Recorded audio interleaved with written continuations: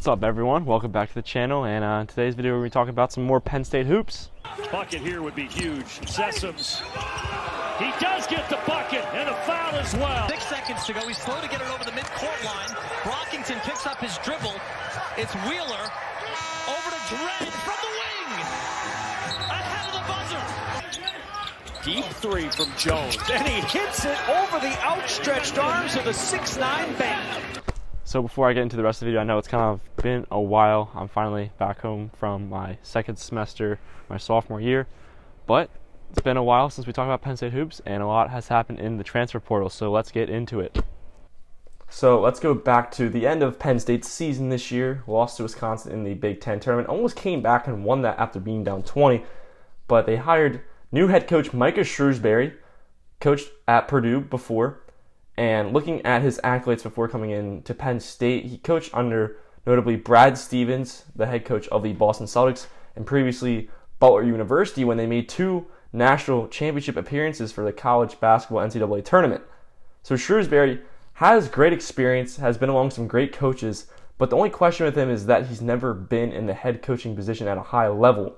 So there's no question that he has a great resume. There's no question that he has the accolades to fill this position. The only questions for Shrewsbury are whether or not he can be the one to call the shots. Now, he brought in some great guys alongside him in the coaching staff, and he also has the great player experience. He's a good guy. He likes talking to players and stuff.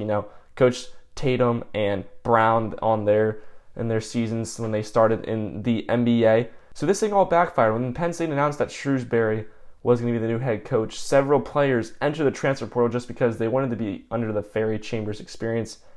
Ferry kind of seemed flustered throughout the season. We kind of saw how he wasn't that strong of a coach. He's now taking his coaching to UMBC.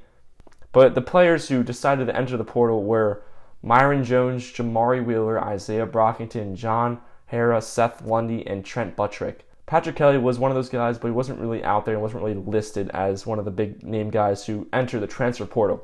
So obviously, that's like 5 potential. All 5 of those guys started at some point this season, so definitely concerned if you're having all of your star players enter the portal. So let's move along here. Each guy who entered the portal, starting off with Myron Jones.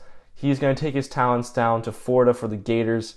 I think it's a good move for him personally. He's going to fit great in that offense, kind of the guard style play, and I kind of see him fit in SEC style basketball.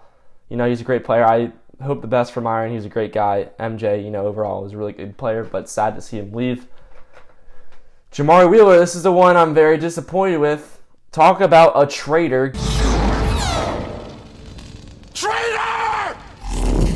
Going to our rivals in Ohio State, and he literally said, I want to win a championship. So, I'm thankful for Jamari. Great guy, great leader, did a lot for this team. Great defensive player. He's going to excel at Ohio State if they have some guys stay there. But it's kind of sad to see him leave, man. Like, having Ohio State come to the Bryce Jordan Center next year and watching Jamari play in a red uniform, it's going to be very weird to see. And then after that, Isaiah Brockington originally entered the portal, and then he said he was going to stay. And now he decided to enter the portal again, and he's now playing for Iowa State, who had 2 wins this season in the Big 12, so one of the worst teams in the Big 12. So Brockington will be a top player on that team. Will definitely start with that roster. And then the other 2 guys who transferred were Trent Buttrick went to UMass, some A-10 basketball for him, and Patrick Kelly went to Fordham. And we all know Fordham is an awful team in the A-10, so hopefully Patrick Kelly will see some playing time there, as he didn't really see any at Penn State. So the 2 guys who stayed, thankfully, Seth Lundy, who was supposed to be the guy to fill the shoes of Lamar Stevens, played at Roman Catholic along Lamar. Seth Lundy would have like 30 one night and come out and have 0 the next. Like, very inconsistent. He just has to develop that consistency, and I think Shrewsbury will be able to develop and mentor him a little bit. And then the other big-name guy, the king of Delco County, John Hara, decides to stay for a graduate season for the Nittany Lions. This one made me the most ecstatic just because John is a hustle guy. The fans love him. He's a big name at Penn State in terms of basketball. And seeing him play somewhere else would be very heartbreaking, You don't want to see the king of Delco play anywhere else other than for the Nittany Lions. He bleeds blue and white. So those are the transfers that we lost and retained. Let's look at the roster now from guys who have came from other places. Penn State landed 2 big-name guards in the transfer portal. First off, it is Jahim Cornwall from Gardner-Webb. Looking at his stats from this season, averaged 14 points per game, and a big stat here, he shot 40% from the three-point line.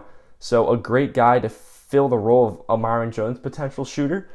Other than that, he was a really solid player.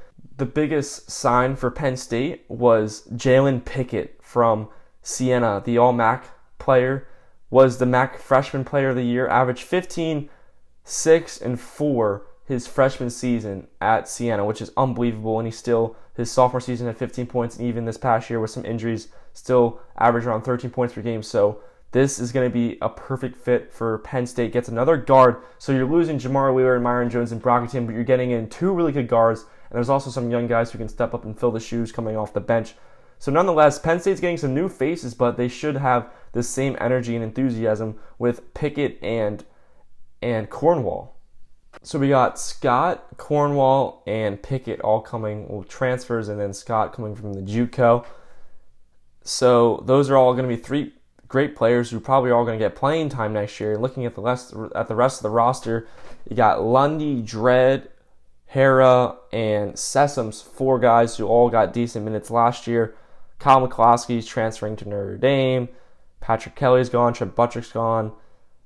But some of the younger guys are going to get playing time as well. You got Abdul Sinbila, the freshman, the 6'8 freshman who played a little bit this year. But some other guys that were freshmen who didn't really see playing time, they could potentially see some time. You know, Caleb Dorsey, freshman out of the Hill School. He's 6'7", pretty big and lanky. He's a shooter. Doesn't really play like a big, though. He's more of an outside guy. Got Dylan Johnson, the freshman guard, really quick. So looking at the roster now, the starting lineup's probably going to be Lundy, Dredd, Sessoms, Pickett, and Harar. So 5 guys who are all solid players, getting another year of experience, and Pickett being the transfer from the MAC, I think he's going to do just fine in the Big Ten. I'm liking this starting roster right now. It's definitely an offensive-sided team. Looking at the players like Lundy and Sessoms, definitely more better on offense than they are defense. Harar can do it all. I have to do some more research on Pickett just to see what he's capable of. And then coming off the bench, we have some great guys too. So I think this team is not going to be as bad as what people are thinking. Kind of like this year, for example, people underestimated Penn State, and obviously Penn State could have had a better record than what they did. So I think that things are going to turn out to be for the best, and I'm very curious to see what Shrewsbury does. I wish him the best at Penn State, and I hope he succeeds. So we'll see. I'm really looking forward to the season next year. We got a long summer ahead of us. We got a long off season, but nonetheless, I think that this team is going to be headed in the right direction, and I'm hoping Shrewsbury can turn things around for Penn State. That will conclude today's video. Thank you guys so much for watching. Stay tuned for some more Penn State and other great videos I'm going to be releasing this summer. It's going to be an awesome one. And thank you guys for watching. I'm Austin Groff signing off. Have a good one.